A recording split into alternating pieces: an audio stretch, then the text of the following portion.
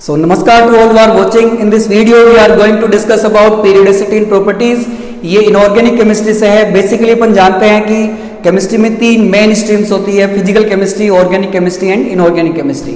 इनमें से inorganic chemistry जो है वो ट्रिकी है और उसके जो क्वेश्चंस है वो किसी भी कॉम्पिटिटिव एग्जाम्स में सबसे ज्यादा नंबर में अटेम्प्ट किए जा सकते हैं. उसका रीजन है कि क्वेश्चंस एक तो डायरेक्ट होते हैं, डायरेक्ट बुक से पूछा जाता है. ट्रिकी क्वेश्चंस होते हैं, कुछ छोटी छोटी जो कंसेप्ट्स हैं वो अप्लाई करके अपन क्वेश्चंस का आंसर दे सकते हैं. लेकिन इसको साथ ही इसमें पढ़ने में थोड़ी सी प्रॉब्लम होती है यदि अपन डायरेक्ट बुक से पढ़ रहे हैं, क्योंकि बुक्स के अंदर जो कॉन्सेप्ट्स होती है वो पैराग्राफ में लिखी हुई रहती है. लॉन्ग पैराग्राफ्स पढ़ने के बाद में कंसेप्ट समझ में आती है, उसके बाद भी कंसेप्ट समझ में आ जाए ये जरूरी नहीं है.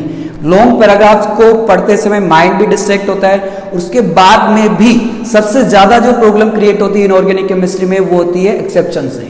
जैसे किसी कंसेप्ट को अपन क्लियर करें, अच्छी तरह समझे, उसके बाद भी क्वेश्चंस अटेम्प्ट करने अपन बैठते हैं और वहां पता लगता है कि ये एक्सेप्शनल केसेस है, तो उस समय जो पढ़ा हुआ होता है पहले वो भी खराब चला जाता है. तो एक्सेप्शंस पर अपने को ध्यान देना जरूरी है. ठीक है. और इस वीडियो में अपन डिस्कस करेंगे पीरियोडिसिटी इन प्रॉपर्टीज. इससे पहले यदि वीडियो चैनल को जो है सब्सक्राइब नहीं किया है तो please subscribe the channel and press on the bell icon and share to others also, जिससे केमिस्ट्री के जो इंटरेस्टिंग पॉइंट्स है उनकी इजी लर्निंग आपको मिल सके. तो सबसे पहले अपन कंटेंट देख लेते हैं. कंटेंट इसमें अपन देखेंगे अपने पास एलिमेंट्स की 5 प्रॉपर्टीज है. First atomic and ionic radius, second ionisation enthalpy, third electron gain enthalpy and fourth is electronegativity. तो सबसे पहले अपन इनको डिफाइन करेंगे, एक छोटा सा पॉइंट होगा, उसके बाद अपन मेन पॉइंट पे आएंगे कि जब अपन पीरियोडिक टेबल में अप टू डाउन चलते हैं किसी ग्रुप के अंदर या लेफ्ट टू राइट चलते हैं किसी पीरियड के अंदर, तो इन प्रॉपर्टीज में क्या क्या चेंज आते हैं, उनके चेंज होने का ट्रेंड क्या है, उसको कहते हैं अपन पीरियोडिसिटी, और उसका रीजन क्या है कि ये ऐसे चेंज क्यों आ रहे हैं. उसके बाद में जो सबसे मेन पॉइंट अपना जिसके लिए ये बहुत ही इंपॉर्टेंट है वो है ऑल एक्सेप्शंस विद रीजन. अपने पास खासकर पीरियोडिक टेबल यदि अपन देखते हैं तो ये इनऑर्गेनिक केमिस्ट्री का बेस है. इससे इनऑर्गेनिक केमिस्ट्री के और जो चैप्टर है S block, P block, D and F block, वो भी रिलेटेड है. ये इन अदर चैप्टर्स का बेसिक है. यदि पीरियोडिक टेबल में प्रॉब्लम होती है तो अपने पास और जो अदर चैप्टर्स है उनके अंदर भी प्रॉब्लम क्रिएट होती है. तो ये बेसिक है, इसको अपन अवॉइड नहीं कर सकते हैं. और खासकर जो साइंस के स्टूडेंट्स हैं या फ्यूचर में साइंस स्ट्रीम लेने की सोच रहे हैं उनके लिए वीडियो बहुत ज़्यादा इंपॉर्टेंट है. और तो इस वीडियो के अंदर जो जितने भी एक्सेप्शंस है अपने पास इन प्रॉपर्टीज के वो सभी अपन डिस्कस करेंगे. और ये सभी एक्सेप्शन जो है वो एक जगह कहीं पर भी आपको नहीं मिलेंगे. जैसे बुक से भी अपन पढ़ते हैं तो पीरियोडिक टेबल में कुछ जनरल ट्रेंड्स पता लगते हैं, कुछ एक्सेप्शंस पता लगते हैं. फिर एस ब्लॉक पढ़ने लगते हैं तो एस ब्लॉक के एक्सेप्शंस वहां पे पता लगते हैं. पी ब्लॉक के एक्सेप्शंस पी ब्लॉक पढ़ते टाइम पता लगता है. तो वो थोड़ा सा सिस्टमेटिक नहीं होता है और उनको पढ़ने के बाद भी माइंड में डाउट रह जाता है कि इसके अलावा भी कहीं कोई एक्सेप्शंस बचा हुआ तो नहीं है. तो ऐसा ही यदि कोई डाउट आपके माइंड में है तो इस वीडियो को लास्ट तक देखिए. लास्ट तक देखने पर सारे जो डाउट्स है वो क्लियर होंगे. लास्ट तक देखना जरूरी है. ठीक है. And I hope if you watch the video till the end then all of your doubts will be cleared. तो अपन स्टार्ट करते हैं. सबसे पहली प्रॉपर्टी अपन लेते हैं एटॉमिक और आयनिक रेडियस. एटॉमिक और आयनिक रेडियस की मीनिंग क्या होती है सबसे पहले अपन ये देखेंगे, फिर इसके general trends and then exceptions. तो एटॉमिक और आयनिक रेडियस डिफाइन करने जैसा ऐसा ज़्यादा कुछ इसमें है नहीं. एटम की रेडियस एटॉमिक रेडियस होती है, आयन की जो रेडियस होती है वो आयनिक रेडियस होती है. ठीक है. तो एटम की जो रेडियस है, जैसे अपन जानते हैं स्फीयर के अंदर अपन रेडियस को कैसे डिफाइन करेंगे. स्फीयर का जो सेंटर होता है और उसकी जो सर्कमफेरेंस होती है, इसके बीच की जो डिस्टेंस है इसको अपन रेडियस कहते हैं. अब एटम जो है, एटम के अंदर जो सेंटर है वहाँ पे होता है न्यूक्लियस और जो सर्कमफेरेंस है वहाँ पर होता है आउटर मोस्ट शेल. तो एटम के लिए एटॉमिक रेडियस को अपन डिफाइन कर सकते हैं. एटम का जो न्यूक्लियस है और उसका आउटर मोस्ट शेल जो है उसके बीच की जो डिस्टेंस है उसको कहते हैं अपन एटॉमिक रेडियस. और यही चीज़ आयन के लिए हो जाएगी आयनिक रेडियस. अब इसमें थोड़ा सा पहले अपन इसके ट्रेंड्स देखें, उसके पहले अपन इसका डिटर्मिनेशन देख लेते हैं. ये थ्योरेटिकल पॉइंट है, क्वेश्चन आता नहीं है लेकिन कंसेप्ट समझने के लिए जरूरी है कि आउटरमोस्ट शेल में जो इलेक्ट्रॉन होता है, आइसोलेटेड एटम जो है उसके न्यूक्लियस है. अब आउटरमोस्ट शेल का जो इलेक्ट्रॉन है यानी इसकी जो बाउंड्री अपन कह सकते हैं एटम की, ये भी इतनी शार्प नहीं होती है क्योंकि इलेक्ट्रॉन की जो पोजीशन है ये फिक्स नहीं होती है. ठीक है। तो इलेक्ट्रॉन जो है वेव फॉर्म में ऐसे मूव करेगा। तो आउटरमोस्ट शेल का जो इलेक्ट्रॉन है इसकी पोजीशन सर्टेन नहीं होती है, डेफिनेट नहीं होती है। तो अपन देख सकते हैं कि अलग अलग पोजीशन पर अपने पास अलग अलग रेडियस आ रही है। यानी यहाँ पे एक चीज़ क्लियर हुई कि आइसोलेटेड एटम से अपन रेडियस डिटरमाइन नहीं करते हैं। डिफाइन अपन ने किया है लेकिन यहाँ से अपन डिटरमाइन नहीं कर सकते हैं। अब एटॉमिक रेडियस को जो है अपन बॉन्डेड फॉर्म से डिटरमाइन करते हैं। इसको 3 फॉर्म के अंदर अपन डिटरमाइन कर सकते हैं। First is covalent radius, second is metallic radius and third is Van der Waals radius.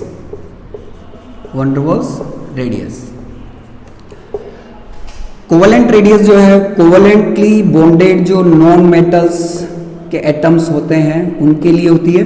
जैसे अपन ने Cl2 मॉलिक्यूल लिया, Cl2 मॉलिक्यूल के अंदर 2 क्लोरीन एटम्स ये आपस में शेयर्ड रहते हैं, ठीक है। इनके बीच में जो है 2 इलेक्ट्रॉन्स की शेयरिंग होती है, ये इनके न्यूक्लियाई है। तो इन दोनों क्लोरीन एटम्स की जो न्यूक्लियाई है इनके बीच की डिस्टेंस अपन लेंगे और इसकी अपन हाफ वैल्यू करेंगे तो वो आ जाएगी इसकी कोवेलेंट रेडियस, ठीक है।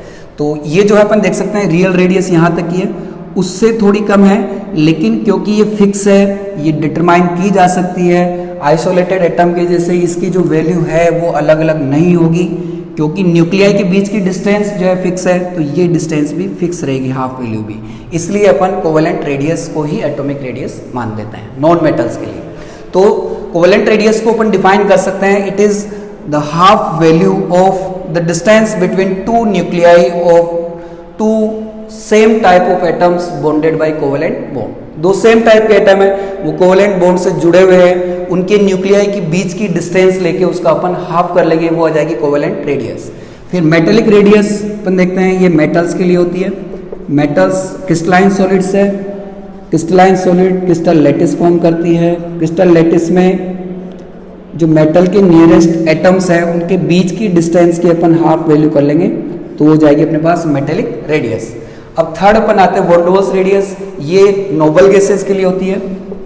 It is for noble gases, क्योंकि नोबल गैस के जो एटम्स है ये कोई भी बॉन्ड फॉर्म नहीं करते हैं, क्योंकि आउटमोस्ट शेल कंप्लीटली फिल्ड होने की वजह से स्टेबल होता है, ये अपन जानते हैं। तो ये 2 नोबल गैसेस के एटम्स अपने पास, नियरेस्ट जो एटम्स है 2 नोबल गैसेस के, इनके बीच की डिस्टेंस अपन लेके फिर उसकी हाफ वैल्यू करेंगे तो ये इसकी वंडरवॉल्स रेडियस आएगी।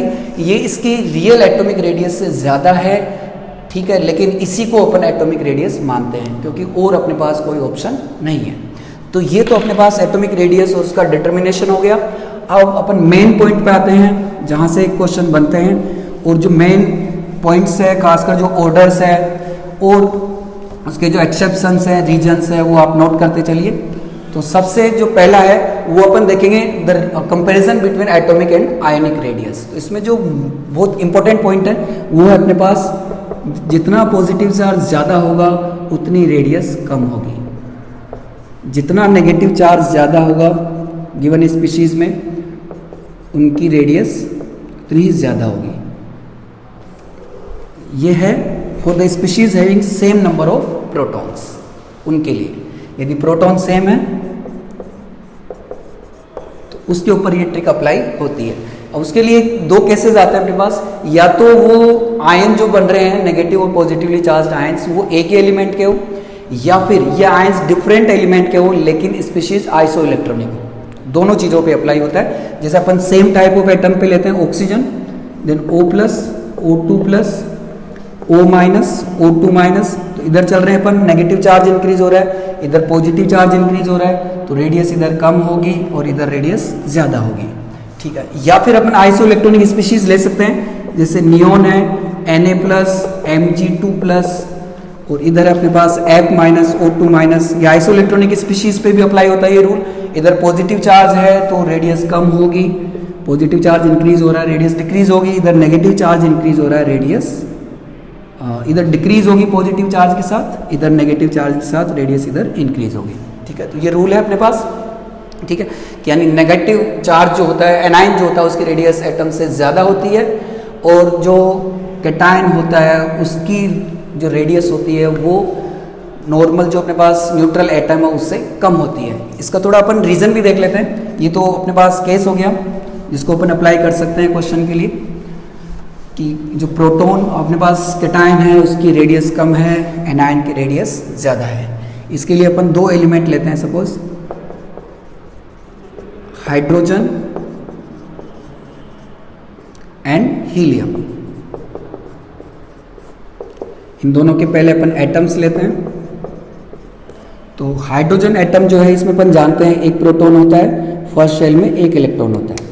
हीलियम जो है इसमें दो प्रोटॉन होते हैं और फर्स्ट शेल जो होता है उसमें दो इलेक्ट्रॉन होते हैं। ठीक है, क्योंकि इनका एटॉमिक नंबर इसका 1 है, इसका एटॉमिक नंबर 2 है। तो 1 प्रोटॉन 1 इलेक्ट्रॉन, 2 प्रोटॉन 2 इलेक्ट्रॉन। इसका कॉन्फ़िगरेशन 1 है, इसका कॉन्फ़िगरेशन 2 है। सपोज इनका अपन कैटायन फॉर्म करते हैं। तो कैटायन में यहाँ पर जो H+ फॉर्म होगा, ये एटम H है, ये He है। H+ में एक जो इलेक्ट्रॉन है ये यहाँ से आउट हो जाएगा। तो आउट होने की वजह से यहाँ पर जो है केवल एक प्रोटॉन बचेगा। तो अब अपन देख सकते हैं कि ये जो रेडियस है ये इससे कम हो गई। ठीक है, तो आउटरमोस्ट शेल के अंदर यदि एक इलेक्ट्रॉन हो तो कैटायन फॉर्म करने पर जो है शेल रिमूव हो जाता है, शेल रिमूव हो जाता है, इसकी वजह से रेडियस कम हो जाती है। लेकिन ये सभी केसेस पे नहीं लगता है। हीलियम में अपन देखते हैं He+ फॉर्म करते हैं सपोज, तो 2 प्रोटॉन। अब एक इलेक्ट्रॉन यदि अपन ने आउट कर लिया तो आउटरमोस्ट शेल के अंदर केवल एक इलेक्ट्रॉन ही बचा हुआ है। ठीक है, तो इस केस में क्या हो रहा है, इस केस में शेल रिमूव नहीं हो रहा, लेकिन जो इलेक्ट्रॉन के बीच में पहले रिपल्शन लग रहा था दोनों के बीच में, वो अब नहीं है। ठीक है, और दूसरा ये है कि ये बचा हुआ इलेक्ट्रॉन है, इसको ये 2 प्रोटॉन ज़्यादा अट्रैक्ट करेंगे। पहले 2 प्रोटॉन 2 इलेक्ट्रॉन्स को कम अट्रैक्ट कर रहे थे। तो कैटायन की जो रेडियस होती है वो एटम से लेस होती है। उसके 2 रीजन है अपने पास, एक तो शेल रिमूव हो सकता है, शेल में बी रिमूव्ड, और दूसरा ये हो सकता है कि इनके बीच में इंटर इलेक्ट्रॉनिक जो रिपल्शन है ये कम हो जाए, इंटर इलेक्ट्रॉनिक रिपल्शन डिक्रीजेस और Z इफेक्टिव इंक्रीजेस। तो इन रीजन्स की वजह से कैटायन की जो रेडियस होती है वो एटम से कम होती है। अब अपन एनायन पे चलते हैं। एनायन में क्या होता है कि जैसे अपन H का एनायन बनाए H-, तो उसमें एक जो इलेक्ट्रॉन है यहाँ पे ऐड करना होगा। तो अब जो है इलेक्ट्रॉन यहाँ पे 2 हो गए, तो 2 इलेक्ट्रॉन आने की वजह से यहाँ पे इंटर इलेक्ट्रॉनिक रिपल्शन ज़्यादा हो गया, इंटर इलेक्ट्रॉनिक रिपल्शन ज़्यादा हो गया। और एक प्रोटॉन जो एक इलेक्ट्रॉन को पहले ज़्यादा अट्रैक्ट कर रहा था, अब इन दोनों इलेक्ट्रॉन्स को कम अट्रैक्ट करेगा। तो यहाँ पर इंटर इलेक्ट्रॉनिक रिपल्शन जो है वो बढ़ जाता है, Z इफेक्टिव कम हो जाता है। और या फिर दूसरा अपन केस देख सकते हैं, जैसे He के अंदर अपन He- बनाएं तो एक इलेक्ट्रॉन ऐड करेंगे, वो अपन फर्स्ट शेल में ऐड कर नहीं सकते क्योंकि फर्स्ट शेल कंप्लीटली फिल्ड है। तो नया जो इलेक्ट्रॉन है वो अपने को सेकंड शेल के अंदर फिल करना होगा। तो सेकंड शेल में इलेक्ट्रॉन फिल करने पर जो है 1 new shell is added, shell is added. तो इन तीनों केसेस की वजह से एटम एनायन की जो रेडियस होती है वो एटम की रेडियस से ज़्यादा होती है। ठीक है, तो एक सिंपल सा यहाँ पे एक्सप्लेनेशन था एटॉमिक और आयनिक रेडियस के लिए। इसके बाद अपना जो है इसका जनरल ट्रेंड देखते हैं अपन। एटॉमिक और आयनिक रेडियस जो है इसका ट्रेंड क्या होता है पीरियोडिक टेबल में। तो ट्रेंड अपने पास 2 टाइप के हैं। First is from up to down. When we move from up to down atomic radius increases. उसका रीजन है, जैसे अपन फर्स्ट ग्रुप ले लेते हैं, ग्रुप 1। ग्रुप 1 में हाइड्रोजन आता है, फिर लिथियम, फिर सोडियम, पोटेशियम। ठीक है, अब इनका कॉन्फ़िगरेशन ये अपन देखें तो ये 1 है, ये 2 1 है, ये 2 8 1 है, ये 2 8 8 1 है। तो आउटरमोस्ट शेल का जो इलेक्ट्रॉन है वो सेम है, लेकिन हर बार एक नया शेल ऐड हो रहा है। ठीक है, तो नया शेल ऐड हो रहा है, इसकी वजह से जैसे अपन देख सकते हैं इसमें न्यूक्लियस है, इसके चारों ओर एक इलेक्ट्रॉन है, यहाँ पे न्यूक्लियस है, फिर 2 इलेक्ट्रॉन, फिर एक इलेक्ट्रॉन है। तो ये जो रेडियस होगी वो इस रेडियस से ज़्यादा ही होगी, क्योंकि यहाँ पे एक शेल है, यहाँ पे 2 शेल है। सोडियम में अपन देखते हैं तो nucleus, then 2 electrons, then 1 2 3 4 5 6 7 8, then 1 electron, इसमें 3 शेल है। तो अल्टीमेटली जो है रेडियस ज़्यादा ही होगी। तो जब अपन अप टू डाउन चलते हैं किसी भी ग्रुप में, तो हर बार एक नया शेल ऐड होता है, जिसकी वजह से रेडियस ज़्यादा हो जाती है, एटॉमिक और आयनिक रेडियस इंक्रीज होती है। और अपन अब पीरियड के लिए भी देख लेते हैं। रीजन भी जानना जरूरी है क्योंकि एसर्शन रीजन टाइप जो क्वेश्चन है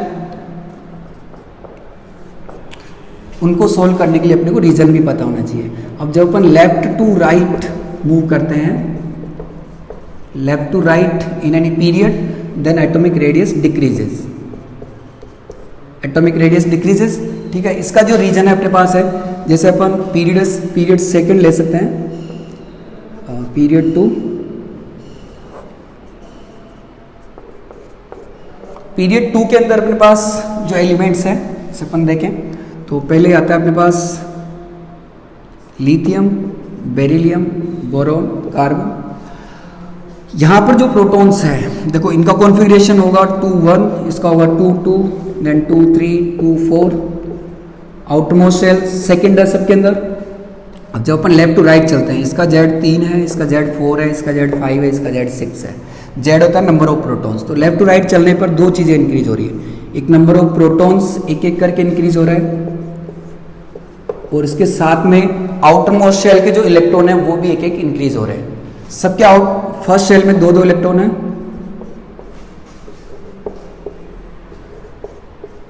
सेकंड जो शेल है इसमें 1 इलेक्ट्रॉन है, यहाँ पे सेकंड शेल में 2 इलेक्ट्रॉन है, यहाँ सेकंड शेल में 3 इलेक्ट्रॉन है, यहाँ सेकंड शेल में 4 इलेक्ट्रॉन है।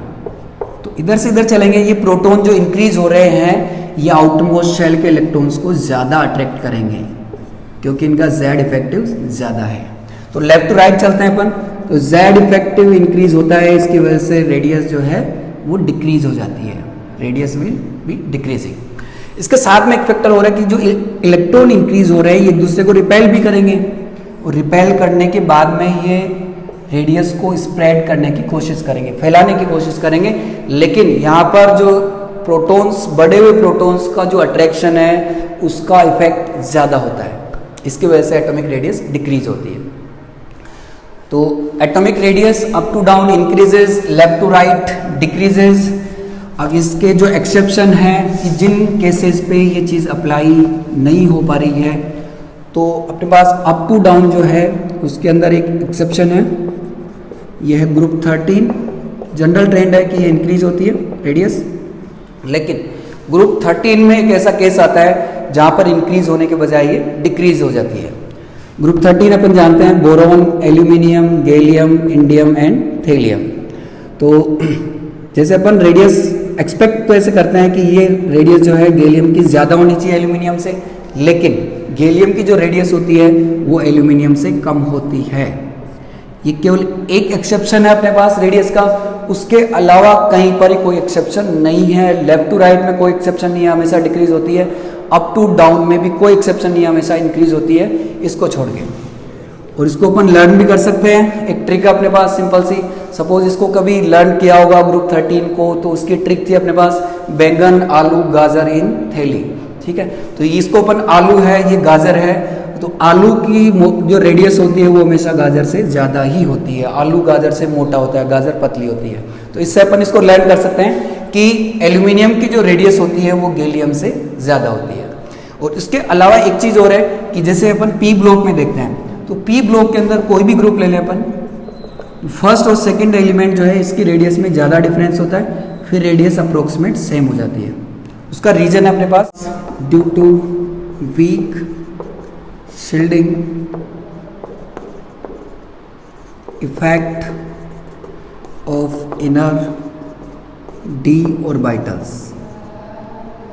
ठीक है, तो यहाँ पर अब दो चीज़ें जो है अपने को समझना बहुत ज़्यादा ज़रूरी है कि तो शील्डिंग इफेक्ट क्या होता है और दूसरा ये है कि वीक शील्डिंग इफेक्ट जो है वो रेडियस को कैसे अफेक्ट कर रहा है। ठीक है, तो इसके लिए अपन एक केस लेते हैं specific of aluminium and gallium. ठीक है, जैसे अपन ने एल्यूमिनियम एटम लिया, गैलियम एटम। अब एल्यूमिनियम और गैलियम का जो एटम है उसमें डिफरेंस भी अपन देखते हैं, यानी जब एल्यूमिनियम से गैलियम में अपन चलते हैं तो क्या क्या चेंजेस आते हैं। एल्यूमिनियम का एटॉमिक नंबर 13 है, एल्यूमिनियम में जो प्रोटॉन्स होते हैं वो होंगे 13 प्रोटॉन। गैलियम में इससे 18 प्रोटॉन ज़्यादा होंगे क्योंकि इसका एटॉमिक नंबर इससे 18 ज़्यादा है, यहाँ हो जाएंगे 13 + 18 प्रोटॉन। उसके अलावा इलेक्ट्रॉनिक कॉन्फ़िगरेशन में चेंज होता है। यदि अपन ग्रुप 13 के हिसाब से देखते हैं जिसका outer most electronic configuration Np1 है, तो बोरोन होता है 2p1, aluminium 3p1 and gallium 4p1। तो एल्यूमिनियम का आउटर मोस्ट शेल जो है वो है 3p, उसमें एक इलेक्ट्रॉन है। गैलियम में आउटर मोस्ट शेल है अपने पास 4p, जिसके अंदर आउटर मोस्ट शेल में एक इलेक्ट्रॉन है। तो 3p के बाद में यदि अपन 4p पे चलते हैं तो डायरेक्ट 4p नहीं आता है, 3p ये कंप्लीट फिल होगा। उसके बाद आता है 3d, ये कंप्लीट फिल होगा। उसके बाद आता है अपने पास 4s, ये कंप्लीट फिल होगा। और 4s के बाद में जो एक इलेक्ट्रॉन है वो अपने पास आएगा 4p के अंदर, ठीक है। तो इस तरह से इन दोनों के एटम्स में ये चेंजेस है। एक तो प्रोटॉन में चेंजेस है, 18 प्रोटॉन एक्स्ट्रा आ गए। दूसरा ये है कि अपने पास 3d और 4s जो है वो एक्स्ट्रा शेल आ गए 3p और 4p के बीच में। ये दो चेंजेस यहाँ पर है। अब इन दोनों चेंजेस की वजह से 4p का जो इलेक्ट्रॉन है इस पे क्या इफेक्ट पड़ेगा यही देखना होगा, क्योंकि 4p से न्यूक्लियस की जो डिस्टेंस है यही एटॉमिक रेडियस डिटरमाइन करेगी, ठीक है। तो ये बढ़े हुए 18 प्रोटॉन जो है ये इन इलेक्ट्रॉन्स को ज़्यादा अट्रैक्ट करेंगे इसके बजाय। दूसरा ये कि ये 3d में जो इलेक्ट्रॉन है 3d10 और 4s के जो इलेक्ट्रॉन है 4s में क्योंकि दो इलेक्ट्रॉन है इसको अपन अवॉइड कर देते हैं। 3d के जो इलेक्ट्रॉन है ये 4p के जो इलेक्ट्रॉन्स आउटर मोस्ट शेल के जो इलेक्ट्रॉन्स है इनको रिपेल करेंगे। और साथ ही साथ 4p यानी आउटर मोस्ट शेल और न्यूक्लियस के बीच में एक शील्ड बना देंगे, स्क्रीन बना देंगे। तो इस इफेक्ट को जो अपन शील्डिंग इफेक्ट कहते हैं। शील्डिंग इफेक्ट क्या होता है पहले तो कि जो इनर शेल के जो इलेक्ट्रॉन्स हैं वो आउटर मोस्ट शेल के इलेक्ट्रॉन्स को रिपेल करते हैं, और उसके साथ ही साथ ये आउटर मोस्ट शेल के जो इलेक्ट्रॉन्स हैं उनको न्यूक्लियर अट्रैक्शन से भी प्रोटेक्ट करते हैं। इसको शील्डिंग इफेक्ट कहते हैं अपन। अब यहाँ पर ये जो शील्डिंग इफेक्ट है ये इन इलेक्ट्रॉन्स को रिपेल करके रेडियस बढ़ाना चाहेगा। न्यूक्लियर अट्रैक्शन जो बढ़ा हुआ है ये आउटर मोस्ट शेल के इलेक्ट्रॉन्स को अट्रैक्ट करके इसको शेल को श्रिंक करना चाहेगा, आउटर मोस्ट शेल को श्रिंक करना चाहेगा, रेडियस को कम करना चाहेगा। अब यहाँ पे एक चीज़ और आती है अपने पास जेड इफेक्टिव। तो जेड इफेक्टिव होती है जो जेड है उसमें से सिग्मा अपन माइनस कर देते हैं, यानी ये अट्रैक्शन है और ये इसको रिपेल कर रहे हैं। तो इस रिपल्शन को माइनस करने के बाद में जो अट्रैक्शन बचता है, ठीक है, शील्डिंग इफेक्ट का जो रिपल्शन है उसको माइनस करने के बाद में न्यूक्लियस का जो अट्रैक्शन बचता है उसको बोलते हैं अपन जेड इफेक्टिव, यानी effective nuclear attraction, effective nuclear charge, ठीक है। तो यहाँ पे जो न्यूक्लियर अट्रैक्शन है ये स्ट्रॉन्ग है, शील्डिंग इफेक्ट वीक है, तो अपन समझ सकते हैं कि ये शेल जो है श्रिंक होके न्यूक्लियस के पास आ जाएगा और जो रेडियस है वो कम हो जाएगी।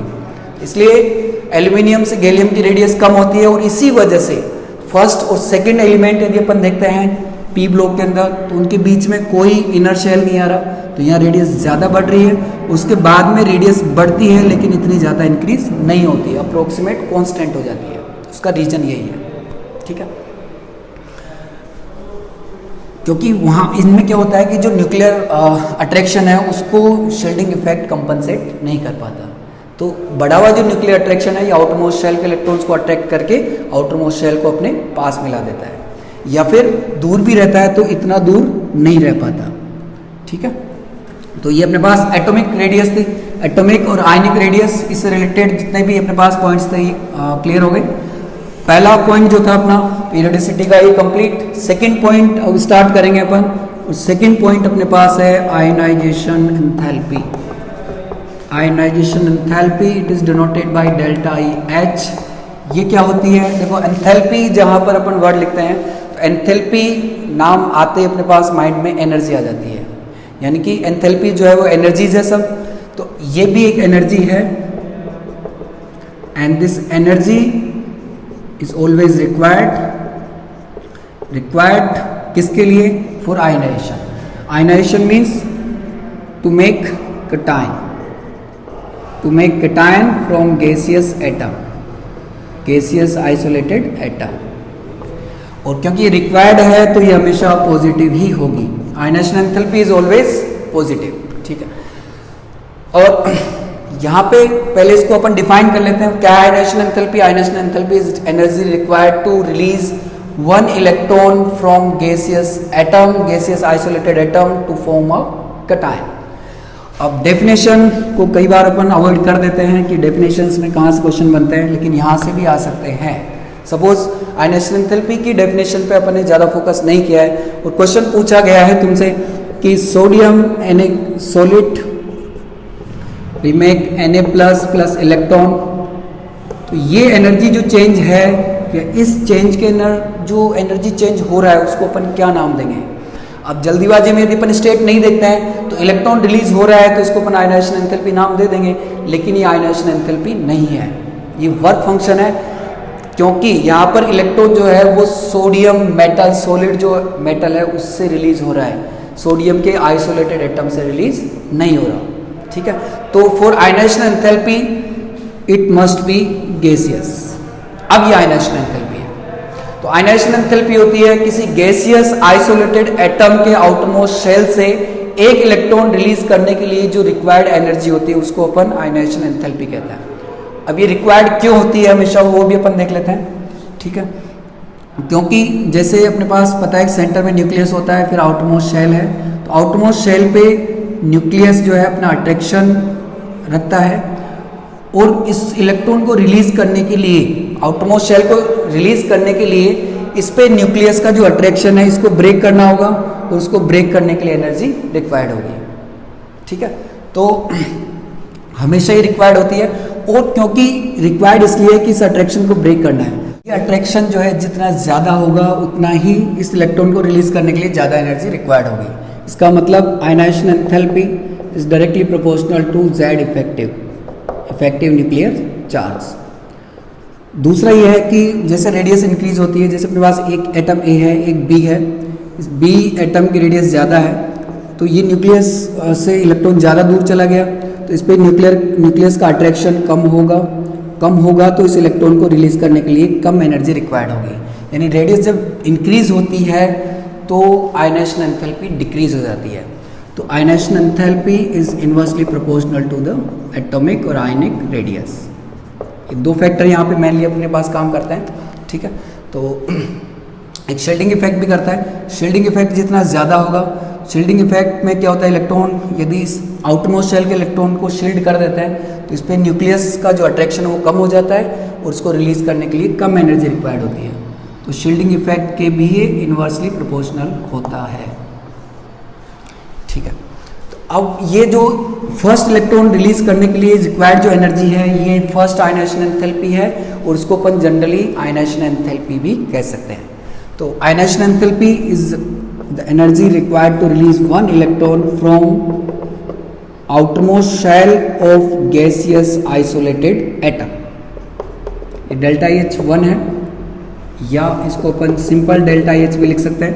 फिर डेल्टा H 2 होती है जब एक इलेक्ट्रॉन ऑलरेडी आउटरमोस्ट शेल से अपन ने निकाल दिया, कैटायन बना हुआ है इस मोनोकैटायन से, मोनोकैटायनिक अपने पास जो आयन है इससे एक इलेक्ट्रॉन और यदि अपन निकाल रहे हैं और यहाँ पे आयन बन रहा है A2+, ये भी गैसियस है, तो यहाँ पर जो रिक्वायर्ड एनर्जी होगी ये होगी डेल्टा H 2।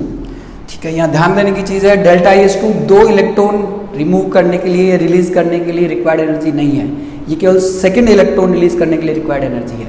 किसी आइसोलेटेड गैसियस एटम से दो इलेक्ट्रॉन रिलीज करने हैं तो अपने को डेल्टा H 1 भी देनी होगी प्लस डेल्टा H 2 भी देनी होगी। फिर A2+ जो है इससे एक इलेक्ट्रॉन अपन और रिलीज कर रहे हैं और यहाँ पे बन रहा है A3+, both are also in gaseous state, तो ये हो जाएगी डेल्टा H 3। अब इन तीनों भी यदि कंपैरिजन ये अपन देखते हैं तो डेल्टा H 1 से डेल्टा H 2 हमेशा ज़्यादा होती है, डेल्टा H 2 से डेल्टा H 3 ज़्यादा होती है। उसका रीज़न है कि फर्स्ट जो इलेक्ट्रॉन है वो एटम से निकलता है, एटम की रेडियस ज़्यादा होती है। सेकेंड इलेक्ट्रॉन कैटायन से निकलता है, कैटायन की रेडियस कंपैरिजन टू एटम कम होती है। फिर A2+ की रेडियस और कम होगी, ये अपन एटॉमिक रेडियस में डिस्कस कर चुके हैं। तो रेडियस जितनी कम होगी उतनी आयनाइजेशन एंथैल्पी बढ़ती जाएगी, क्योंकि आउटमोस्ट शेल के इलेक्ट्रॉन अब न्यूक्लियस के ज़्यादा पास में है तो न्यूक्लियस का अट्रैक्शन ज़्यादा है यहाँ पर, तो इलेक्ट्रॉन को निकालने के लिए ज़्यादा एनर्जी रिक्वायर्ड है। तो ये ऑर्डर जो है, और ये स्पेसिफिक थिंग है कि इसका कोई एक्सेप्शन नहीं है, ये सभी अपने पास जो एलिमेंट्स हैं उनके ऊपर अप्लाई होता है, सभी के ऊपर एप्लीकेबल है, इसमें कहीं कोई एक्सेप्शन नहीं है। इसमें भी थोड़ा कन्फ्यूजन होता है, जैसे 2 इलेक्ट्रॉन रिलीज आसानी से कोई एटम कर रहा है तो उसकी डेल्टा H2 कम होगी, ठीक है, लेकिन वो एक्सपेक्टेड डेल्टा H2 से कम होगी, डेल्टा H1 से तो ज़्यादा ही होगी। तो आउटरमोस्ट शेल में कितने इलेक्ट्रॉन हो, कोई सा एलिमेंट हो, ये जो अपने पास ऑर्डर है ये सभी पर अप्लाई होता है। डेल्टा H2 या डेल्टा H3, डेल्टा H2 कम होती है जब आउटरमोस्ट शेल में 2 इलेक्ट्रॉन होते हैं, डेल्टा H3 कम होती है जब आउटरमोस्ट शेल में 3 इलेक्ट्रॉन होते हैं, और ये कम होती है जब आउटरमोस्ट शेल में 1 इलेक्ट्रॉन है। लेकिन ये कम होती है एक्सपेक्टेड वैल्यू से, एक दूसरे से कम ज़्यादा नहीं हो सकती। तो ये अपन ने डेल्टा H1, 2, 3 देखा। अब आयनेशन एंथैल्पी जो है इसका जनरल ट्रेंड देखते हैं अपन, यानी इसकी पीरियोडिसिटी, ग्रुप और पीरियड में आयनेशन एंथैल्पी जो है ये कैसे चेंज होती है। पहले अपन ग्रुप के लिए देखते हैं। When we move from up to down in any group, from up to down in any group, अपन देखते हैं कि अप टू डाउन में रेडियस इंक्रीज होती है, तो और जब रेडियस इंक्रीज हो रही है तो आयनेशन एंथैल्पी डिक्रीज होगी, क्योंकि इलेक्ट्रॉन न्यूक्लियस से दूर जाता जा रहा है, दूर जा रहा है तो उस पर न्यूक्लियस का अट्रैक्शन कम होता जा रहा है, और अट्रैक्शन कम है तो इलेक्ट्रॉन रिलीज करने के लिए जो रिक्वायर्ड एनर्जी है वो भी कम होती जाएगी। तो अप टू डाउन डिक्रीज होती है। और लेफ्ट टू राइट यदि अपन देखते हैं, left to right when we move then ionisation enthalpy increases, क्योंकि रेडियस डिक्रीज होती है। जैसे लेफ्ट टू राइट चलते हैं रेडियस डिक्रीज हो रही है, डिक्रीज हो रही है तो आउटरमोस्ट शेल का इलेक्ट्रॉन न्यूक्लियस के पास आता जा रहा है, और पास आता जा रहा है तो इस पे न्यूक्लियस का अट्रैक्शन भी बढ़ता जा रहा है, इसलिए इस इलेक्ट्रॉन को रिलीज करने के लिए ज़्यादा एनर्जी रिक्वायर्ड होगी। तो up to down decrease, left to right increase. इनके एक्सेप्शनल जो केसेस है वो अपन देख लेते हैं विद रीजन कि किन किन केसेस पे ये जनरल ट्रेंड अप्लाई नहीं होता है, और अप्लाई नहीं होता है तो क्यों नहीं होता है। सबसे पहले अपन पी ब्लॉक की लिए देखते हैं। पी ब्लॉक में ग्रुप 13 में boron, aluminium, gallium, indium and thallium. अब इसमें रेडियस से डायरेक्ट अपन रिलेट कर सकते हैं। एल्यूमिनियम से गैलियम की रेडियस कम है तो आयनेशन एंथैल्पी इंक्रीज होगी। जनरली अप टू डाउन जो है ये डिक्रीज होती है, लेकिन यहाँ पर इंक्रीज होगी। यही इंडियम टू थेलियम में होगा, ठीक है, यहाँ पे रेडियस थोड़ी सी इंक्रीज हो रही है, लेकिन इतनी ज़्यादा इंक्रीज नहीं हो रही। इंडियम थेलियम की रेडियस अप्रोक्सीमेट सेम है, लेकिन यहाँ पे प्रोटॉन बहुत ज़्यादा है। थेलियम में जो प्रोटॉन है वो इंडियम से 32 प्रोटॉन ज़्यादा है, ठीक है। तो यहाँ पे प्रोटॉन का चार्ज ज़्यादा है, तो ये थोड़ी बड़ी हुई रेडियस से भी इलेक्ट्रॉन को ज़्यादा अट्रैक्ट कर लेगा इंडियम के बजाय, ठीक है। तो इस इलेक्ट्रॉन को रिलीज करने के लिए ज़्यादा एनर्जी रिक्वायर्ड होगी, और यही ट्रेंड अपने पास इसके जस्ट साइड में ग्रुप 14 में अप्लाई होगा, जहाँ पे यहाँ पे आता है टिन और लेड। टिन से लेड में चलने पर भी डेल्टा H इंक्रीज होती है। तो ये केवल 3 केसेज अपने पास पी ब्लॉक में, जहाँ पर अपन अप टू डाउन चल रहे पर डेल्टा H जो है डिक्रीज होने के बजाय इंक्रीज होती है। Aluminium to gallium, indium to thallium and tin to lead. इसके अलावा जितने भी केस बनते हैं उन सब में डेल्टा H डिक्रीज होती है इन पी ब्लॉक। अब अपन जो है डी ब्लॉक की यदि बात करें तो डी ब्लॉक के अंदर अपने पास 2 सीरीज है, 3 सीरीज आती है, 3D, 4D और 5D। अपन 4D सीरीज से जब 5D सीरीज के अंदर चलते हैं, when we move from 4D to 5D, तो 4D सीरीज जैसे अपन जानते हैं 4D में ये एलिमेंट्स आते हैं,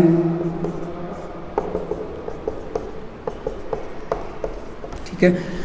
5D में भी आते हैं ला, हफ्ता, वरना, रे, ओसामा, इधर पिटाई और होगी। तो इस तरह से इनको लर्न किया होगा कभी। तो यहाँ पर यदि अपन देखें इट्रियम और लेंथेनम को अपन हटा देते हैं, उसके बाद में जर्कोनियम से hafnium, niobium to tantalum, molybdenum to tungsten, जैसे अपन अप टू डाउन चल रहे हैं 4D टू 5D में आ रहे हैं किसी ग्रुप के अंदर, तो अब एक्सपेक्टेड तो ये है कि डेल्टा H जो है वो डिक्रीज होनी चाहिए, डेल्टा H डिक्रीज होनी चाहिए, लेकिन यहाँ पर डेल्टा H इंक्रीज होती है इन ईच केस, ठीक है। तो ये बहुत सारे एक्सेप्शंस आ गए यहाँ पर। ठीक है। इट्रियम और जर्कोनियम को हटाने के बाद में डी ब्लॉक में यहाँ 9 एलिमेंट्स बचते हैं, तो ये 9 के 9 जो है एक्सेप्शन है। यहाँ पे डेल्टा एच जो है, यहाँ पे रेडियस अप्रोक्सीमेट सेम है और डेल्टा एच जो है वो इंक्रीज हो रही है। अब ऐसा क्यों है? ये वही जैसे अपन ने पी ब्लॉक में देखा था, पी ब्लॉक में रेडियस सेकंड शेल के बाद में अप्रोक्सीमेट सेम हो जाती है। उसका रीजन था weak shielding of inner D orbitals. तो यहाँ पर होगा weak shielding of inner F orbitals. F orbital जो आ रहा है इन दोनों के बीच में, वो यहाँ पर बढ़े हुए प्रोटॉन्स का जो अट्रैक्शन है आउटरमोस्ट शेल पे, उसको इफेक्टिवली कंपनसेट नहीं कर पाता, इसलिए जेड इफेक्टिव इंक्रीज होता है। और जेड इफेक्टिव इंक्रीज होता है तो ज़्यादा एनर्जी रिक्वायर्ड होती है, ठीक है, इन सभी केसेस में। ठीक है, केसेस क्लियर हो गए। अब इसमें थोड़ा सा रीजन अपन एक केस को एलेबोरेट करके देख लेते हैं, इसके बाद भी 2 केस और आएंगे, अपन समझ सकते हैं 4D और 5D में कौन से एलिमेंट्स होते हैं। रीजन पे यदि अपन चलते हैं, अपन एग्जाम्पल लेते हैं जर्कोनियम और हैफनियम का। जर्कोनियम अपने पास है 4D2, हाफनियम है 5D2, ठीक है। यहाँ पे जितने प्रोटॉन्स आ रहे हैं जर्कोनियम में, उससे हाफनियम के अंदर 32 प्रोटॉन्स एक्स्ट्रा होंगे, ठीक है। यहाँ पे 32 प्रोटॉन्स एक्स्ट्रा होंगे न्यूक्लियस के अंदर। ये इसका न्यूक्लियस है, तो जर्कोनियम के न्यूक्लियस के अलावा यहाँ पर 32 प्रोटॉन्स एक्स्ट्रा है। एक तो ये चीज़ इंक्रीज हो गई। जब अपन 4D से 5D में चलते हैं, तो एक तो न्यूक्लियस जो होता है उसमें 32 प्रोटॉन्स एक्स्ट्रा आ जाते हैं। दूसरा चेंज क्या होता है, इसका कॉन्फ़िगरेशन है 4D2, आउटरमोस्ट शेल अपन ने 4D में 2 इलेक्ट्रॉन ले लिए। यहाँ पर आउटरमोस्ट शेल जो है वो है 5D। तो 4D और जो 5D है, जैसे 4D अपने पास, 4D और 5D के बीच में अपने पास डायरेक्ट 5D नहीं आएगा। 4D के बाद में अपने पास जो है ये आता है 4F कंप्लीटली फिल्ड है, फिर 5S, देन 5P। तो अपन समझ सकते हैं कि जब 4D से 5D में आ रहे हैं तो ये 3 शेल एक्स्ट्रा ऐड होंगे इस शेल और इस शेल के बीच में। तो 5S और 5P को यदि अपन इग्नोर कर देते हैं तो 4F के जो इलेक्ट्रॉन है ये 5D के इलेक्ट्रॉन्स को रिपेल करेंगे और बड़े हुए जो प्रोटॉन्स है 5D के इलेक्ट्रॉन को अपनी ओर अट्रैक्ट करेंगे। लेकिन ये जो इनका रिपल्शन है, यानी 4F का जो शील्डिंग है, स्क्रीनिंग इफेक्ट है, ये बड़े हुए न्यूक्लियर चार्ज की कंपैरिजन में बहुत ज़्यादा वीक होता है। यानी ये जो बड़े हुए न्यूक्लियर जो चार्ज है, न्यूक्लियस के अंदर बड़े हुए जो प्रोटॉन्स हैं या आउटरमोस्ट शेल के इलेक्ट्रॉन्स को अट्रैक्ट कर रहे हैं, तो इनसे ये जो अपने पास इनर शेल और जो बचे हैं, ये आउटरमोस्ट शेल के इलेक्ट्रॉन्स की इतनी इफेक्टिवली स्क्रीनिंग नहीं कर पाते, इतना इफेक्टिवली जो उनको प्रोटेक्ट नहीं कर पाते कि आउटरमोस्ट शेल के इलेक्ट्रॉन्स को इस न्यूक्लियर अट्रैक्शन से बचा सके। और न्यूक्लियर अट्रैक्शन ज़्यादा होगा तो इलेक्ट्रॉन को रिलीज करने के लिए ज़्यादा एनर्जी रिक्वायर्ड होगी। इसलिए 4D से 5D में चलते हैं अपन, तो आयनाइजेशन एंथैल्पी इंक्रीज होती है। ये आयनाइजेशन एंथैल्पी के अपने पास एक्सेप्शनल केसेस आ गए अप टू डाउन के। लेफ्ट टू राइट में भी 1-2 केसेस हैं, जैसे ग्रुप 15 एंड ग्रुप 16। ग्रुप 15 है अपने पास nitrogen family, nitrogen, phosphorus, arsenic, antimony. इनका कॉन्फ़िगरेशन होता है NH2NP3। यहाँ पर होता है NH2NP4, ऑक्सीजन, सल्फर, सेलेनियम, ठीक है। अब एक ग्रुप 14 का यदि अपन एलिमेंट लें तो ये इलेक्ट्रॉन देने के बाद में इसका कॉन्फ़िगरेशन होगा NH2NP2। तो P यहाँ पर हाफ फिल्ड है इसलिए स्टेबल है, तो स्टेबल कॉन्फ़िगरेशन से एक इलेक्ट्रॉन निकालने के लिए जो रिक्वायर्ड एनर्जी होगी वो ज़्यादा होगी, मोर देन एक्सपेक्टेड। और यहाँ पर एक इलेक्ट्रॉन यदि अपन रिलीज कर देते हैं तो आउटरमोस्ट शेल का कॉन्फ़िगरेशन हो जाएगा NH2NP3। अब P जो है हाफ फिल्ड है, ये स्टेबल हो गया एक इलेक्ट्रॉन रिलीज करने के बाद में, तो ये इलेक्ट्रॉन आसानी से रिलीज होगा, तो ये होगी लेस देन एक्सपेक्टेड। तो ये मोर देन एक्सपेक्टेड है, ये लेस देन एक्सपेक्टेड है। इसकी वजह से ग्रुप 15 से 16 में अपन चलते हैं तो यहाँ पे जो जनरल ट्रेंड होता है लेफ्ट टू राइट में डेल्टा H इंक्रीज होने का, ये अप्लाई नहीं होता, उल्टा हो जाता है। यहाँ पे डेल्टा H डिक्रीज होती है, इस केस में भी डिक्रीज होती है, इस केस में भी डिक्रीज होती है, इन सभी केसेस के अंदर ये डिक्रीज होती है। तो ये सारे एक्सेप्शन यहाँ पे आ गए। जब ग्रुप 15 से ग्रुप 16 में अपन चल रहे हैं, ठीक है, उसी पीरियड के अंदर तो अपने पास आयनाइजेशन एंथैल्पी इंक्रीज होने के बजाय डिक्रीज हो जाती है। उसका रीजन है कि ग्रुप 15 में आउटमोस्ट शेल स्टेबल है, उससे इलेक्ट्रॉन निकालने के लिए ज़्यादा एनर्जी रिक्वायर्ड है। ग्रुप 16 एक इलेक्ट्रॉन देने के बाद स्टेबल हो रहा है, तो यहाँ पे कम एनर्जी में ही इलेक्ट्रॉन रिलीज हो जाएगा। तो आयनाइजेशन एंथैल्पी के पॉइंट्स अपने पास क्लियर हुए। एक केस और अपन देख सकते हैं, बेरिलियम टू बोरॉन। तो केस जितने भी आ रहे हैं ये इतने डिटेल और सिस्टमेटिक ढंग से कहीं नहीं मिलेंगे, तो इनको एक एक करके नोट करते चले। वो इसलिए ताकि माइंड में यदि अपन क्वेश्चन करते हैं तो कोई डाउट नहीं रहे कि ये भी एक्सेप्शन हो सकता है, क्योंकि उस टाइम जो है तुम सारे एक्सेप्शन जान चुके होंगे और तुम्हें पूरा कॉन्फिडेंस रहेगा कि एक्सेप्शन किन केसेस में है, किस प्रॉपर्टी के लिए और किस केस में नहीं है। बेरिलियम टू बोरॉन भी डेल्टा IH जो है ये डिक्रीज होती है, इट डिक्रीजेस। ठीक, उसका रीजन है यहाँ पे है 2s2, यहाँ पर है 2s2 2p1। तो यहाँ पर 2s की जो है शील्डिंग थोड़ी सी ज़्यादा इफेक्टिव होती है, 2p को ये ज़्यादा इफेक्टिवली प्रोटेक्ट कर लेते हैं। तो 2p के जो इलेक्ट्रॉन्स हैं, जैसे यहाँ पे अपन देखें 2s में 2 इलेक्ट्रॉन है, ये प्रोटॉन है, यहाँ पे प्रोटॉन है 4, यहाँ प्रोटॉन है 5, यहाँ पे जो है 2s है, 1s में 2 इलेक्ट्रॉन है, यहाँ 1s में 2 इलेक्ट्रॉन है, फिर 2s में 2 इलेक्ट्रॉन है, फिर 2p में 1 इलेक्ट्रॉन है। यहाँ से यहाँ चल रहे हैं तो एक तो प्रोटॉन इंक्रीज हो रहा है जो आउटरमोस्ट शेल को अट्रैक्ट करेगा, एक 2s का एक्स्ट्रा शील्डिंग आ रही है। यहाँ केवल 1s शील्ड कर रहा है, यहाँ पे 1s और 2s दोनों शील्ड कर रहे हैं 2p को। जनरली जैसे अपन डी और एफ ब्लॉक में देखा था, शील्डिंग इफेक्टिव नहीं होती है। शील्डिंग जो है बढ़े हुए न्यूक्लियर चार्ज को कंपनसेट नहीं कर पाती है, लेकिन वो डी और एफ में था। ये s ऑर्बिटल है, इसकी शील्डिंग स्ट्रॉन्ग होगी तो ये इस इलेक्ट्रॉन को इफेक्टिवली प्रोटेक्ट कर देंगे न्यूक्लियर अट्रैक्शन से। न्यूक्लियर अट्रैक्शन होगा थोड़ा सा कम और फिर इलेक्ट्रॉन निकालने के लिए रिक्वायर्ड एनर्जी भी कम हो जाएगी। और ये ग्रुप 2 और 13 के सारे एलिमेंट्स में नहीं है, ये केवल बेरिलियम और बोरॉन में। तो आयनाइजेशन एंथैल्पी के जितने भी एक्सेप्शंस हैं अपने पास वो अपन ने सिस्टमेटिक ढंग से विद रीजन डिस्कस किए। आयनाइजेशन एंथैल्पी इज कंप्लीट और अपन नेक्स्ट प्रॉपर्टी पे चलते हैं। करते हैं अपन, यह है electron gain enthalpy. Electron gain enthalpy इसको डिनोट करते हैं अपन delta EGH, delta H for enthalpy and E for electron, G for gain.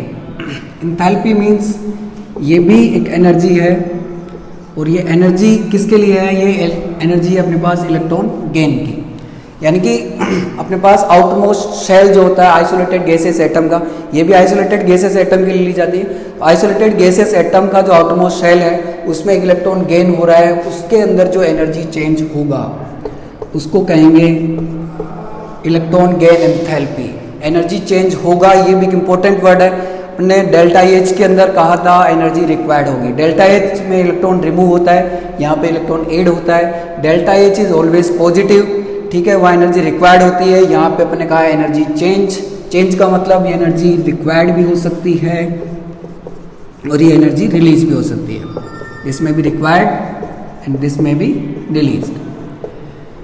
Required का मतलब ये पॉजिटिव भी हो सकती है और रिलीज का मतलब ये नेगेटिव भी हो सकती है। मोस्टली ये नेगेटिव होती है और कुछ केसेस में ये पॉजिटिव भी हो सकती है। जैसे इलेक्ट्रॉन गेन एंथैल्पी को अपन डिनोट करें, एक गैसियस एटम है, इसमें इलेक्ट्रॉन ऐड कर दिया, उसका एनायन बन गया गैसियस स्टेट में। इसमें जो एनर्जी चेंज है उसको कहेंगे अपन डेल्टा EGH1 या डेल्टा EGH। डेल्टा EGH2 3 भी होती है डेल्टा EH के जैसे, उनको अपन बाद में थोड़ा देखेंगे। पहले अपन डेल्टा EGH1 के बारे में या डेल्टा EGH जो होती है सिंपल, उसके बारे में डिस्कस कर लेते हैं, इसके साइन के बारे में, कब ये पॉजिटिव होगा और ये कब नेगेटिव होगा। यानी किन एटम्स के अंदर इलेक्ट्रॉन ऐड करने पे एनर्जी रिलीज होती है, किन में एटम आइसोलेटेड एटम के अंदर एनर्जी इलेक्ट्रॉन ऐड करने पर एनर्जी रिक्वायर्ड होती है। तो रिक्वायर्ड जो केसेज है वो केवल बहुत कम है अपने पास। एक तो ये नोबल गैसेज में होता है, ये इंपॉर्टेंट है। All noble gases delta EGH is positive, उनमें इलेक्ट्रॉन ऐड करने के लिए एनर्जी रिक्वायर्ड होती है। उसका रीजन है कि नोबल गैसेज में अपन जानते हैं आउटरमोस्ट शेल कंप्लीटली फिल्ड है आउटर मोस्ट शेल के अंदर 8 इलेक्ट्रॉन्स है, साइज भी कम है, ठीक है। तो जैसे इलेक्ट्रॉन आउटर मोस्ट शेल के अंदर अब कोई ऐड होने आ रहा है, तो एक तो ये होगा कि जगह नहीं है, आउटर मोस्ट शेल में जितने इलेक्ट्रॉन ऑक्यूपाई हो सकते थे उतने हो गए, तो इलेक्ट्रॉन यहाँ पे जोड़ने के लिए नया शेल बनाना होगा, उसके लिए एनर्जी चाहिए होगी उसके कंस्ट्रक्शन के लिए। दूसरी चीज़ ये है कि ये जो इलेक्ट्रॉन है ये इस इलेक्ट्रॉन को रिपेल करेंगे और रिपेल करके इस पे न्यूक्लियस का अट्रैक्शन बहुत कम कर देंगे।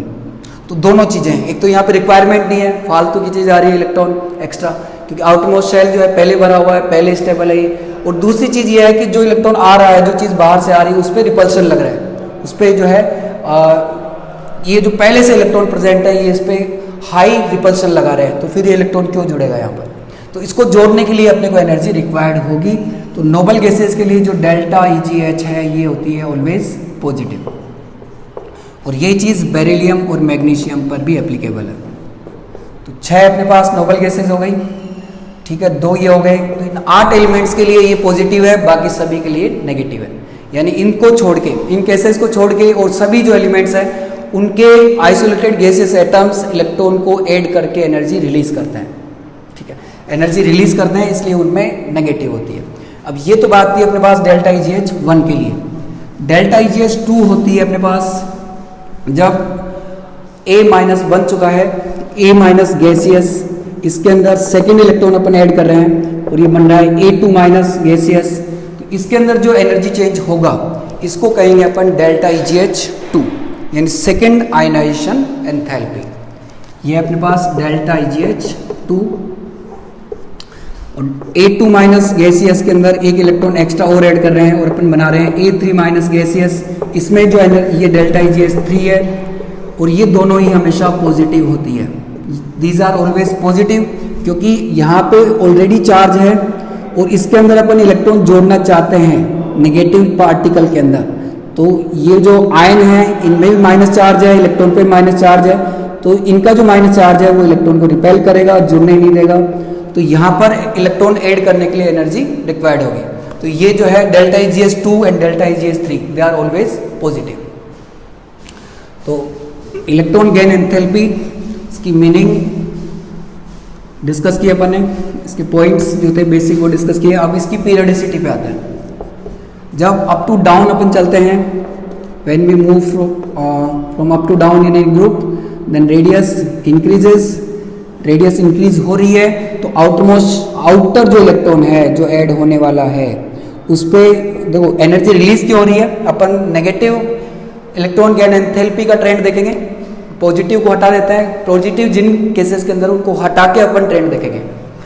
तो इसकी जो नेगेटिव वैल्यू है यानी रिलीज जो वैल्यू है इलेक्ट्रॉन गेन होने पर जो एनर्जी रिलीज हो रही है वो अप टू डाउन जाने पर कम होती है, क्योंकि ये इलेक्ट्रॉन अपन देख सकते हैं न्यूक्लियस के पास में है, ये ज़्यादा अट्रैक्ट होगा, ये न्यूक्लियस से कम अट्रैक्ट होगा, यहाँ पर अट्रैक्शन और कम होगा। देखो एनर्जी रिलीज क्यों हो रही है, क्योंकि आउटर जो इलेक्ट्रॉन है जो एटम के अंदर नहीं है उसको एटम का न्यूक्लियस अट्रैक्ट करता है, इसलिए एनर्जी रिलीज होती है, ठीक है। तो अब यहाँ पर ये कम अट्रैक्ट कर रहा है तो एनर्जी भी कम रिलीज होगी, यानी अप टू डाउन चलने पर delta EgH negative value decreases, delta IH भी डिक्रीज होती है, उसकी पॉजिटिव वैल्यू डिक्रीज होती है। और जब अपन लेफ्ट टू राइट चलते हैं, फ्रॉम लेफ्ट टू राइट, ये इसके लिए था, तो लेफ्ट टू राइट जाने पर रेडियस डिक्रीज होती है, डिक्रीज होती है तो आउटर जो इलेक्ट्रॉन है जो ऐड होने वाला है उसको न्यूक्लियस ज़्यादा अट्रैक्ट करेगा और ज़्यादा एनर्जी रिलीज करेगा, यानी कि delta EgH negative value increases from left to right. तो ये इलेक्ट्रॉन गेन एंथैल्पी के जो है जनरल चेंजेस थे। अब इसके एक्सेप्शनल केसेस देखते हैं अपन।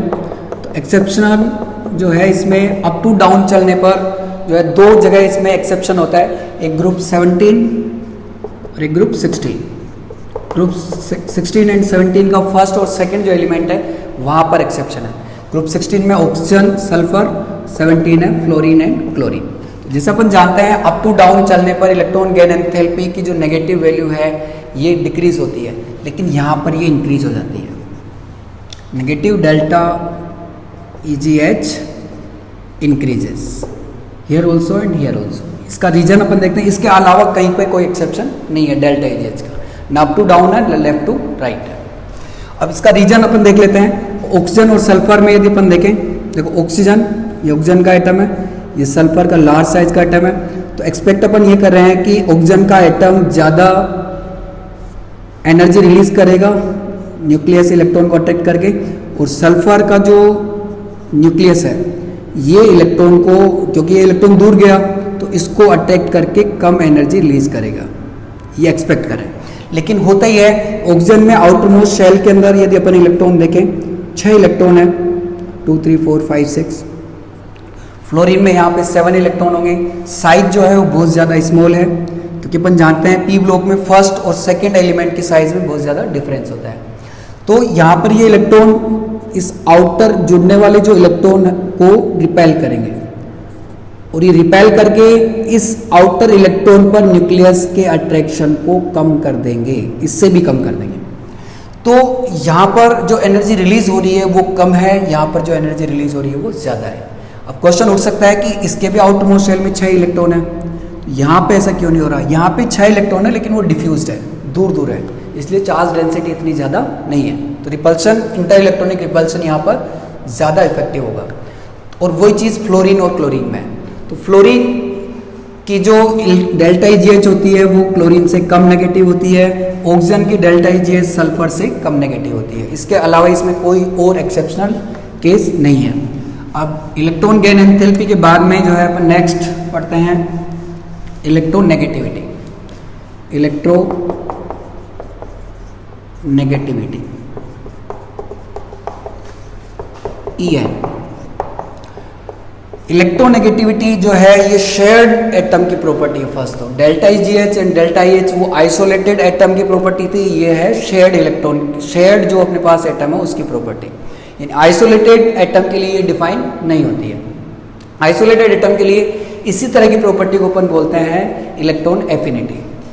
तो इलेक्ट्रोनेगेटिविटी होती है किसी, जैसे शेयरिंग हो जाती है इलेक्ट्रॉन्स की, तो शेयर्ड इलेक्ट्रॉन्स, ये शेयरिंग होगी, शेयर्ड इलेक्ट्रॉन्स है, तो शेयरिंग के बाद में भी जो न्यूक्लियस है वो शेयर्ड इलेक्ट्रॉन को अपनी ओर अट्रैक्ट करता है।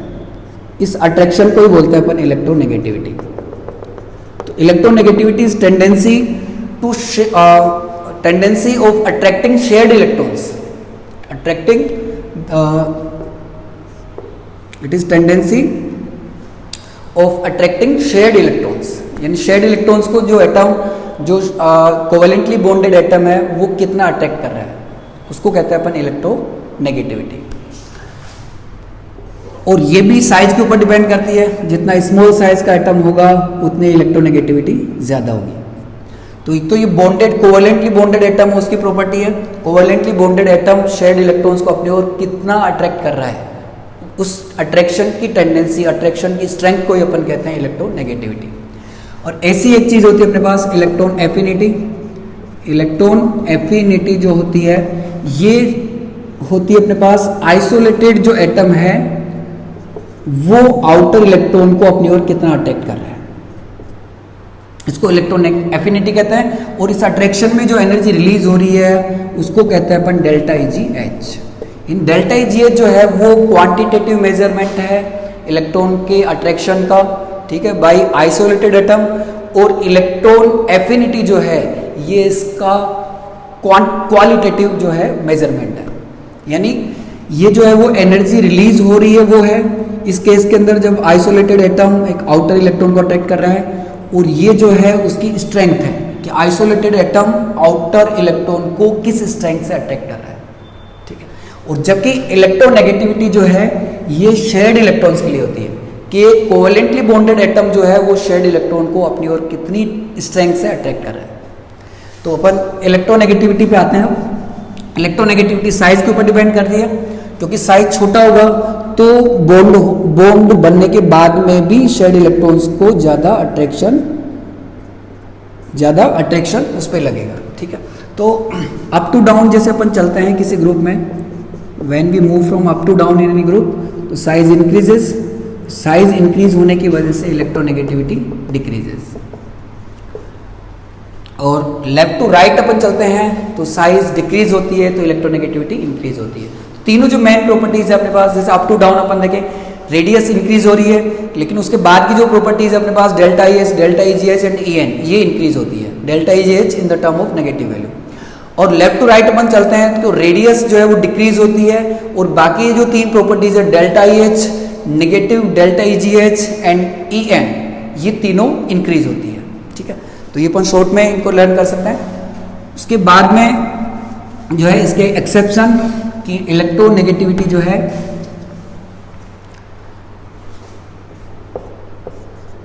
इसमें कुछ एक्सेप्शनल केसेस है।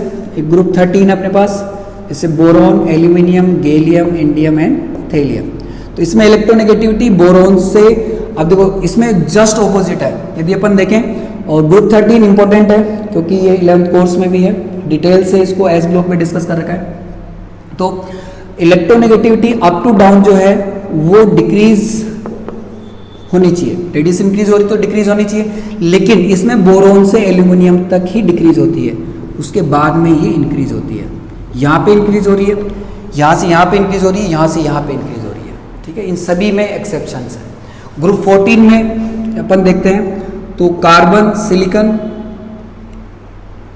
जर्मेनियम, यहाँ से यहाँ तक डिक्रीज होती है, उसके बाद इलेक्ट्रोनेगेटिविटी अप्रोक्सीमेट सेम हो जाती है। ठीक है, उसके इसके अलावा इलेक्ट्रोनेगेटिविटी का जो है कोई इतना स्पेसिफिक जो केस है वो डिटेल से डिस्कस नहीं किया हुआ है बुक्स में। तो electronegativity is complete. Electron affinity भी अपन इसके साथ डिस्कस कर ली।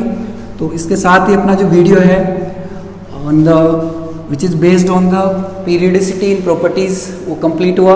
तो इसमें अपन ने डिस्कस किया कि जो पीरियडिक प्रॉपर्टीज़ है वो कौन कौन सी है, प्रॉपर्टीज़ ऑफ एलिमेंट्स कौन कौन सी है और उनकी पीरियडिसिटी क्या है। अप टू डाउन चलने पर, लेफ्ट टू राइट चलने पर उनमें क्या क्या चेंजेस आ रहे हैं और उन चेंजेस के क्या क्या एक्सेप्शंस है, किन किन केसेस पे वो जो जनरल लॉ है अपना ट्रेंड वो अप्लाई नहीं हो रहा है, एक्सेप्शंस के रीज़न क्या है। और इतने सारे एक्सेप्शंस किसी भी जगह, किसी भी बुक या नोट्स में या वीडियो में आपको नहीं मिलेंगे। तो thanks for watching, and in the end only one thing, that if you understand these things then subscribe the channel and press on the bell icon and share to others also.